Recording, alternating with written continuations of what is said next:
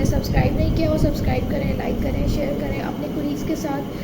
Okay, सो आज का जो लॉन्ग केस है वो है approach to the patient with lymphadenopathy. Lymphadenopathy बहुत कॉमन भी है और बहुत ट्रिकी भी है। और लिम्फेडिनोपैथी दो तरह से आ सकती है, could be generalized, could be localized. तो दोनों के डिफरेंशियल डायग्नोसिस जो है ना वो डिफरेंट है, ठीक है। जनरलाइज्ड लिम्फेडिनोपैथी में डिफरेंशियल डायग्नोसिस थोड़े से डिफरेंट है और लोकलाइज्ड लिम्फेडिनोपैथी के डिडीज़ थोड़े से डिफरेंट है। तो सबसे पहले तो हम इसका ओडी पारा करेंगे कि अगर एक पेशेंट आता है और कहता है कि उसको सूजन है या फिर गिल्टी है, ठीक है, तो उसका ओडी पारा कैसे करेंगे। आपने उसके जो गिल्टी है या जो लिम्फ नोड है उसको अच्छे से एक्सप्लेन करना है, ठीक है, उसको अच्छे से एक्सप्लेन करना है। उसके बाद उसके डिफरेंशियल्स, जैसे कि आप सबसे पहले क्या पूछेंगे कि ये जो सूजन और गिल्टी है ये कब से है, ठीक है, ड्यूरेशन हो गया इसका, ठीक है, कब से है, ऑनसेट कैसा होगा कि ये आहिस्ता आहिस्ता शुरू हुई है या एकदम से जैसे आपको ये हुई है, ठीक है, सडन है या प्रोग्रेसिव है। ऑनसेट, ड्यूरेशन हो गया, ठीक है। फिर प्रोग्रेशन कि जब से हुई है बढ़ती ही जा रही है, ठीक है, या ऐसा भी हुआ है कि जितनी थी पहले अभी भी उतनी ही है, या पहले अगर ज़्यादा थी तो अब खुद ब खुद कम हो रही है, मतलब कि वो उसका जो प्रोग्रेशन है वो इंक्रीजिंग पैटर्न पे है या डिक्रीजिंग पैटर्न पे है या स्टैटिक है, ठीक है। फिर आपने पूछना है कि लोकेशन कहाँ कहाँ है। अब पेशेंट मतलब मल्टीपल होंगी तो वो बताएगा, ठीक है, और प्लस आपके माइंड में भी वो चीज़ जगह होनी चाहिए। अगर वो नहीं बताए तो आप खुद पूछें कि कहाँ कहाँ है, जैसे गर्दन में है और एक्जिला में है, इनग्वाइनल रीजन में है, ठीक है। ये चीज़ें जो है ना ये अगर पेशेंट नहीं बताए तो आप उससे इस तरह रिकॉल करके पूछें कि कहाँ कहाँ है। अच्छा, प्लस कितनी है, ठीक है। अच्छा, फिर आपने पूछना है कि आपको कैसी मैसेज होती हैं, अलग अलग हैं या मिली हुई हैं, ठीक है, मतलब आइसोलेटेड या मेटेड। फिर आपको ये कैसे महसूस हुई, किसी ने आपको बताया कि ये गिल्टी हो रही है तुम्हारे, या आपने खुद महसूस करी। अगर आपने खुद महसूस करी है तो कैसे, मतलब उस वक्त आप क्या कर रहे थे, जैसे कोई काम करते हुए, नहाते हुए, शीशे में देखते हुए या हाथ लगाते हुए, कैसे आपको पता चला कि ये गिल्टी है। दूसरा, इसमें दर्द है, इज़ इट पेनफुल, और पेनफुल है, दर्द है इसमें। अच्छा, ये लाल होती है, टेंडरनेस, ठीक है, इसमें से कोई डिस्चार्ज आता है, पस वगैरह आता है, ठीक है, या पानी या पस आता है। तो इन्फेक्टिव एटियोलॉजी के लिए आपने पूछना है कोई डिस्चार्ज आता है, टेंडर है, पेनफुल है, ठीक है। उसके बाद आप पूछेंगे ये आपने इसके लिए क्या करवाया, कोई टेस्ट, कोई सुई वाला टेस्ट करवाया है इसका, कोई अल्ट्रासाउंड, कोई सुई वाला टेस्ट इसका करवाया है, ठीक है। ये आपका हो गया जो लिम्फेडिनोपैथी उसने बताई है उसकी डिस्क्रिप्शन हो गई, ठीक है। अब आपने ये देखना है कि उसने लिम्फेडिनोपैथी जो बताई है वो लोकलाइज्ड है, ये जनरलाइज्ड है। जैसे कि सर्वाइकल में है, अगर खाली सर्वाइकल में है, या इनग्वाइनल में भी है, या एक्सलरी में है खाली, तो फिर डिफरेंशियल डायग्नोसिस ना उस हिसाब से हो जाएंगे। तो मैं डिफरेंशियल डायग्नोसिस पहले आपको बता दूँ। लेट्स सपोज कि उसको जनरलाइज लिम्फेडिनोपैथी है, ठीक है। मैं ये डिफरेंस भी एंड पे बताऊंगी कि जनरलाइज और लोकलाइज कैसे करते हैं। जनरलाइज लिम्फेडिनोपैथी के डिफरेंशियल डायग्नोसिस में सबसे पहले आता है मैलिग्नेंसीज, हेमाटोलॉजिकल मैलिग्नेंसीज, लिम्फोमा, ठीक है। उसमें आपको लिम्फ नोड कैसे मिलेगी, रबरी और फॉर्म मिलेगी। ल्यूकीमियास, CLL और ALL, ठीक है। फिर इन्फेक्टिव एटियोलॉजीज में आपके पास आ जाता है, अगर लोकलाइज है तो इन्फेक्शियस मोनोन्यूक्लियोसिस, ठीक है, HIV, CMV, ठीक है, साइटोमेगालोवायरस, और ट्यूबरकुलोसिस, ठीक है, brucellosis, syphilis, toxoplasmosis, connective tissue disorders, RASLE, drugs में फेनिट्रॉइन है और सार्कोइडोसिस है। ये जनरलाइज्ड हो गए। अब देखिए डिफरेंशियल डायग्नोसिस याद करने हैं, फिर इन्हीं डिडीज़ के ना आगे क्वेश्चंस हैं, जैसे कि हेमाटोलॉजिकल मैलिग्नेंसीज में लिम्फोमा और ल्यूकीमिया क्वेश्चंस आपको पता है। आपने ये पूछना है कि भाई जो है वो आपका वज़न कम हो रहा है, भूख कम लगती है, रात में ऐसे पसीने आते हैं कि कपड़े गीले हो जाते हैं, ठीक है, भूख ख़त्म हो गई है, वज़न कम हो रहा है, बुखार रहता है, हड्डियों में दर्द रहता है, ठीक है। और इसके साथ आपको कहीं से खून भी, ल्यूकीमिया मतलब पैनसाइटोपीनिया के सवाल है, आपको साथ में बुखार रहता है, कहीं से खून आता है, जो है जिसम में नीले नीले धब्बे पड़ते हैं, बार बार गला ख़राब, इन्फेक्शन रहता है या नमूनिया हो जाता है, ठीक है, ल्यूकीमियास के क्वेश्चंस। फिर इन्फेक्शन एटियोलॉजी में इन्फेक्शियस मोनोन्यूक्लियोसिस के लिए आप पूछे, इससे पहले आपको कोई गला ख़राब हुआ था, गले में सोजिश हुई थी, नज़ला, खांसी, कोई वायरल इलनेसेस हुई थी। HIV के लिए हाई रिस्क सेक्चुअल बिहेवियर की हिस्ट्री आपको पता है, मैं पहले बता चुकी हूँ। हाई रिस्क सेक्चुअल बिहेवियर में आपने पूछना है कि भाई आपके किसी से भी अभी या पहले कभी कोई गैर जो है वो कोई इस तरह के ताल्लुकात थे, ठीक है, जिनसी ताल्लुकात थे, गैर अज़वाजी ताल्लुकात रहे हों, ठीक है, और आप किसी भी किस्म का कोई नशा करते हो, ठीक है, या करते थे, जैसे फिर आप सबका पूछेंगे सिगरेट पीते हैं, तंबाकू नोशी का इस्तेमाल है, ठीक है, शराब नोशी है, हुक्का वगैरह है, कोई सूखने वाला नशा, कोई इंजेक्शन वाला नशा, ठीक है, किसी भी किस्म का कोई भी नशा आप करते हो, ठीक है, घर में कोई और करता हो, ठीक है। अच्छा, इसके अलावा ट्यूबरक्लोसिस की हिस्ट्री भी वही आपने लेनी है कि घर में किसी को टीबी है, कभी आपको टीबी हुई है, कभी आपको खांसी, बलगम, रात में हल्का बुखार रहता हो, पसीने आते हो, ठीक है, वज़न में कमी हो, ये आपने पूछना है। ब्रुसेलोसिस के लिए आपने पूछना है कि घर में कोई पालतू जानवर तो नहीं है, ठीक है, कोई भेड़ बकरी वगैरह घर में कोई पालतू जानवर हो। फिर आपने ब्रुसेलोसिस के लिए पूछना है कि जैसे कि उसमें मल्टी ऑर्गन डिजीज़ है ना, तो एक तो उससे मेन क्लू यही है कि आप जो है कच्चा दूध कभी आपने इस्तेमाल किया हो, आप कच्चे दूध का इस्तेमाल करते हो, घर में पालतू जानवर हो, ठीक है।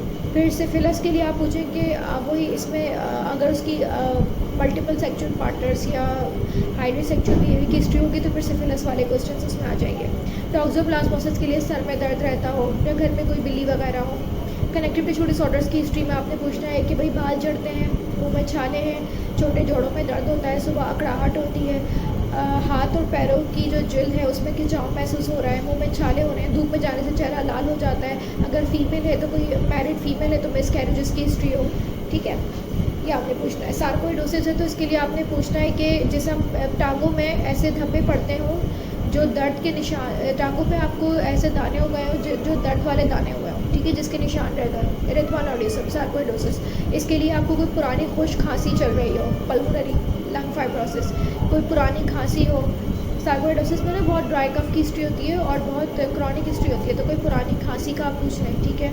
और आप पूछ लें कि आँखों में आँखें लाल हो जाती हैं, वाइटस आँखों में दर्द है, ठीक है, और बाकी इसका ही सार्कोइडोसिस का ये है कि इरिथ्रोनोडिज्म है, ठीक है। ये हो गया आपके जनरलाइज के कॉजेस।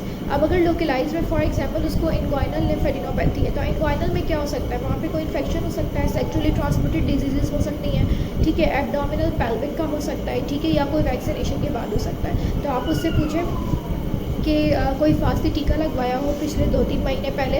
अच्छा, ड्रग्स में आपने फेनिटॉइन की हिस्ट्री लेनी है कि कोई फेनिटॉइन नामी ड्रग या फिर कोई झटकों की दवाई तो नहीं इस्तेमाल कर रहे, क्योंकि फेनिटॉइन में भी सूडो लिम्फेडिनोपैथी हो जाती है, सूडो लिम्फोमा, ठीक है। तो आपने पूछना है कि कोई दवाई इस्तेमाल कर रहे हो या कोई झटकों की दवाई इस्तेमाल कर रहे हो, फेनिटॉइन, ठीक है। फिर लोकलाइज में अगर इनग्वाइनल है तो आपने पूछना है कि पेशाब में कोई इन्फेक्शन तो नहीं है, पेशाब में झाग तो नहीं आ रहा, खून तो नहीं आ रहा, छोटे पेशाब में कोई तकलीफ़ तो नहीं है, ठीक है। और जो है वो अगर फीमेल है तो आप उसी इससे पूछें कि वेजाइनल इन्फेक्शंस के बारे में बताया, इचिंग, ड्राइनेस, ठीक है, और पेट के निचले हिस्से में दर्द रहता हो, ठीक है। एब्डोमिनल पेल्विक प्रेगनेंसी का कैसे पूछेंगे कि भाई किसी भी किस्म का कोई कैंसर, कोई रसोली का मसला तो नहीं है, पेट में रसोली का मसला, फीमेल है तो ओवेरियन मैलिग्नेंसीज, कोई रसोली का मसला हो, फाइब्रॉइड वगैरह, माहवारी ज़्यादा आती हो, ठीक है, सेक्चुअली ट्रांसमिटेड इन्फेक्शन की कोई किसी किस्म का आपको ऐसा इन्फेक्शन होगा जिसका आपने इलाज कराया हो, पेट में सूजन, पेट में दर्द, ठीक है। अगर एक्सिलरी लिम्फेडिनोपैथी है तो फिर इसमें ब्रेस्ट मैलिग्नेंसीज आ जाएंगे। तो फीवर में आप पूछेंगे कोई छाती का मसला तो नहीं है, छाती में दाना वगैरह तो नहीं है, ऐसा तो नहीं है, हाथ में सूजन भी हो रही हो,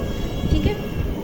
फिर अगर एपिट्रोक्लियर, अच्छा अगर एपिट्रोक्लियर बहुत अनकॉमन है, लेकिन ये जो है ना जब एग्जाम में भी डिपेंड करता है कि समटाइम्स वो जो है ना कहते हैं कि आपने जनरलाइज लिम्फेडिनोपैथी का अगर सिनेरियो है तो उसमें आपने एपिट्रोक्लियर लिम्फ नोड्स क्यों नहीं एग्जामिन की, जो हम यूजुअली नहीं करते हैं, हम स्किप कर देते हैं। तो आप इसका तरीका नेट पे देखें कि एपिट्रोक्लियर लिम्फ नोड्स कैसे चेक करते हैं, उसका सही तरीका क्या है, क्योंकि जो है ना लास्ट टाइम जो एग्जामिनर्स थे उन्होंने इसको पॉइंट आउट किया था, ठीक है, कि किसी को भी करना नहीं आ रहा था। तो आप इसका एक सही तरीका देखें कि एपिट्रोक्लियर लिम्फेडिनोपैथी का सही तरीका क्या है। और जब लिम्फोमा सस्पेक्ट कर रहे हो आप या सार्कोइडोसिस मतलब जनरलाइज लिम्फेडिनोपैथी, तो उसमें एपिट्रोक्लियर लिम्फ नोड्स भी चेक करनी है, ठीक है। अच्छा, लेफ्ट अगर सिर्फ आइसोलेटेड लिम्फ नोड्स में सिर्फ लेफ्ट सुप्राक्लेविकुलर लिम्फ नोड है तो ये विरकोस नोड होती है और इसमें मैलिग्नेंसीज होती है। कौन कौन सी मैलिग्नेंसीज होती हैं? स्टमक की, एब्डोमिनल। आप सिम्टम्स पूछें कि भाई भूख कैसी है, खाना हजम होता है, मैदा कैसा है, हाजमा कैसा है, कब्ज, मोशन तो नहीं रहते, भूख लगती है, मैदे में जलन, तेजाबियत तो नहीं रहता, मैलिग्नेंसी, एब्डोमिनल मैलिग्नेंसी, ठीक है। इसके अलावा टेस्टिकुलर मैलिग्नेंसीज, टेस्टिकुलर मैलिग्नेंसीज के लिए भी आप पूछ सकते हैं इसमें चेस्ट मैलिग्नेंसीज, ठीक है, कि कोई सीन है जैसे ये मैलिग्नेंसीज के क्वेश्चन जब ऊपर आ जाएंगे, जब पेशेंट थोड़ा सा मिडिल टू ओल्ड एज होगा, लुक वाइज स्केचिक होगा, तो आप फिर मैलिग्नेंसीज के ज़्यादा सवाल करें, ठीक है। फिर और अगर सिर्फ सर्वाइकल लिम्फेडिनोपैथी है तो उसमें आप इन्फेक्शियस मोनोन्यूक्लियोसिस आपने पूछा, और थायराइड, थायराइड के क्या सवाल करने हैं आपने, थायराइड के वही सवाल होते हैं, सर्दी ज़्यादा लगती है, गर्मी ज़्यादा लगती है, कफ ज़्यादा रहता है या मोशन ज़्यादा रहता है, ठीक है, कैसी कैफियत है, बहुत बेचैनी घबराहट है, ठीक है, या फिर मायूसी उदासी की कैफियत है, काम करने का दिल ही नहीं चाहता, ठीक है, जो है वो हिम्मत नहीं होती काम करने की, ठीक है। हाइपो और हाइपर थायराइड के क्वेश्चन ना साथ साथ होते हैं। अच्छा, इसके अलावा आप पूछे नींद आती है या नींद बिल्कुल नहीं आती, बिल्कुल हाथ पैर ठंडे रहते हैं या हाथ पैरों में पसीना आता है, ठीक है, ये हाइपर और हाइपोथायराइड के क्वेश्चन सेम है। और कोई कभी, और आप ये भी पूछ सकते हैं कभी गर्दन या हुदूद का मसला तो नहीं रहा, कभी कोई आपको थायराइड का मसला तो नहीं रहा है, आपको निगलने में मसला तो नहीं होता है, अगर उसको इतनी ज़्यादा लिम्फेडिनोपैथी है तो आप उससे क्या पूछेंगे, निगलने में तकलीफ तो नहीं होती, सीधा लेटते हैं तो ऐसा तो नहीं लगता सांस बंद हो गया है, ठीक है, मतलब डिस्फेजिया, और आवाज़ में तब्दीली तो नहीं आई है, आपके हॉर्स वॉइस तो नहीं हुई है, आवाज़ शुरू से ऐसी है या अभी आपको लग रहा है आवाज़ में तब्दीली आ गई है, हॉर्स वॉइस, हॉर्सनेस।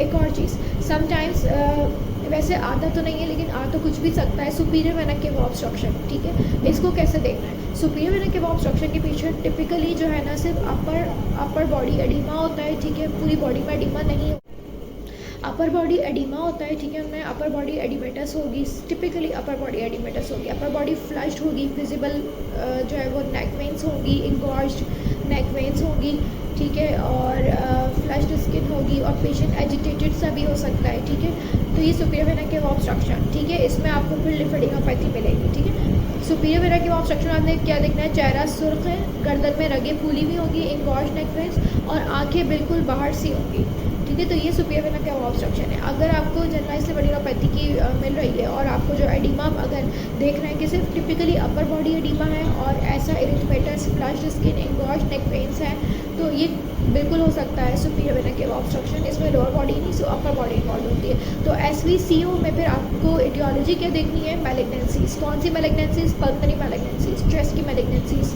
ठीक है। ऐसा भी हो सकता है कि लिम्फेडिनोपैथी की वजह से जो है वो कंप्रेशन हो रही हो, ठीक है, उस वजह से एसवीसीओ हो रहा है, एसवीसीओ तो एक कॉम्प्लिकेशन है ना, इसकी एटियोलॉजी को फिर आपने देखना होता है, ठीक है। आई होप मैंने सारी चीज़ें कवर कर ली हैं कि कोई चीज़ रह नहीं गई है, यही डिफरेंशियल्स हैं लिम्फेडिनोपैथी के, और ये लिम्फेडिनोपैथी के आपको जनरल मेडिसिन में भी मिल सकते हैं, लेकिन ज़्यादातर ये जो पेशेंट्स होते हैं ये आपको मिलेंगे वहाँ पे ऑन्कोलॉजी वार्ड में, ऑन्कोलॉजी या हेमाटोलॉजी वार्ड में, तो इनकी एक अप्रोच लाजमी करें, ठीक है, ये एक कॉमन अप्रोच है और बहुत इजी भी है, लेकिन ये कि आ सकती है, ठीक है। और मैं लास्ट में जो है वो एक पीपीटी शेयर कर दूँगी जिसमें डीडीज़ मैं मेंशन कर दूँगी, क्योंकि जो डीडीज़ हैं उन्हीं के क्वेश्चंस होंगे, आप डीडीज़ याद करें, आपको क्वेश्चंस खुद आ जाएंगे, ठीक है। ओके, थैंक यू, अल्लाह हाफिज़, गुड लक।